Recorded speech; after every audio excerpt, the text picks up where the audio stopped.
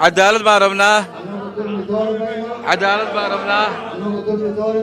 عدالة ما ربنا عدالة ما ربنا عدالة ما ربنا beesha gaashaanbuur ciidagale oo ka mid ah beelaha ka soo jeeda gobolada waqooyi oo ku shiray magaalada muqdisho ayaa kaga digay guddiga doorashooyinka in beesha aan la duudsiinin kursiga xildhibaan ay ku leedahay golaha shacabka isla markaana sumadiisu tahay hob 239 kaasi oo ay horey ugu fadhiyeen dad magac ku lahaa Soomaaliya sida gudoomiyihii hore ee baarlamaanka Soomaaliya Jaamac Diir Qaraar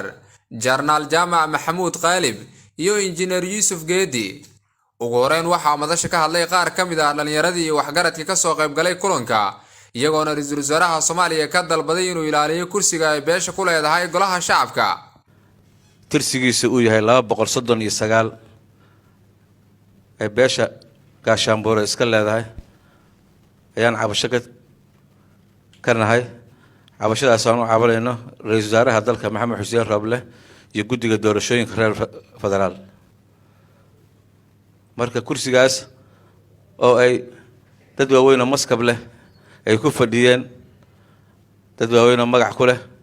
Janaaal Jaamac Maxamed Qaalib injineer Yuusuf Geed Diir Qaraar dad magac saas ku leh ay ku lahaayeen kursigan ayaan cabasho ka sidnaa marka inaad kursigiinaas cabashada aan ka sidno inaad saan uga soo qayb gashaan waa wax loo baahnaa marka waa waxaad ku mahadsantihiin markastana kursigiina marka waa inaad saas oo kale looga soo qayb galaa oo magaca kursiga aan cabanayno weliba ra'iisul wasaaraha iyo guddiga doorashooyinka reer federaal waa mahadsantihiin waxaan idin salaamayaa aad baan ugu faraxsanahay inaan halkan iskugu nimaadno كل هدف كله ذي مو والله وذا قرنايا بيل عوانا صانهاي بيشنا هرا مقعد الله شاقي وحن دولة كعصنا يجود يقدر شوين كقعنت ضدك كوها وحن كعصنا إن كرسي جاس يبيشاس كرسي جوول جد لهيد إن واحد فرجرين عن لقصمين أنا وكوها الله يا أفكر أنا يرضى بيشان بيل كستبين حق هذا ليسو أيو كذا واجي بيل كستبين حق هذا شو واجب بيل فعوين أو يعني تاريخية ومقدسة يعني دقة شو كترسن يعني سيدا رئيس الوزراء وشجعوا عندنا إن بيل كستبين حق هذا شو ugu dambeyn waxa war saxaafeed ay si wada jir ah u soo saareen beesha uu aqriyay warbaahinta injineer Baale Cali oqaasha dhalinyarada iyo garabka haweenka beelweynta gaashaanbuureed waxaan halkan dambaal uga diraynaa ra'iisul wasaaraha guddiga doorashooyinka heer gobol iyo heer qaran oo aan kaga codsanaynaa dowladda cabashada ku saabsan kursiga tirsigiisu yahay 239 ee ay xaq u leedahay beesha gaashaanbuur weyn ama gaashaanbuureed taasoo sida la wada og yahay taariikhiyan ay hore u lahayd laga soo bilaabo saamigii ilaa 60kii ilaa intii ka dambeysay ina Diir Qaraar hadduu noqdo 60kii markii la isku darayay Soomaaliya iyo taariikhii kale ka dambeeyayba dad magac leh ay ku soo jireen kursigaas oo ka mid ah ardayda hoose ee baarlamaanka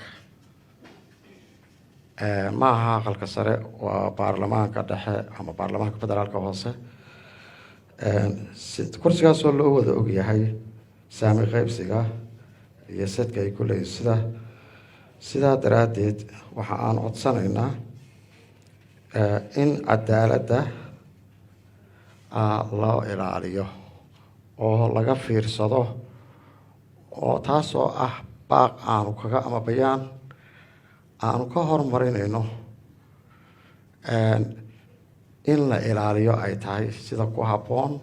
shuruucda iyo saami qaybsiga dastuurka beelaha dalka ee ku fadhido dowladdu ama ay ku dhisantay qaabkeeda 4.5ka iyo ka ardayada beeleedyada ah aad iyo aad ayaan mar labaad iyo mar saddexaad ugu celinaynaa kanuna ma noqon doono kulankii ugu horreeyay beesha ay yeelato waxaan rajaynaynaa markaa inay kulamadaynu noqon doonaan isdaba socod. waxaana rajaynaynaa feedback inaanu ka helno madaxda sare ninka maamulaya dowladda ra-iisul wasaaraha iyo guddiga doorashooyinka waynu baaqeenu gaari doono insha allah bismillahi kariim lana tixgelin doono taasoo saameyn buuxda u noqonaysa cadaalad u dhicidda laftirkeeda doorashaan marka la yidhaha waan salaamayaa ismaaciil aadan bariisa telefishinka Soomaali Cable magaalada Muqdisho.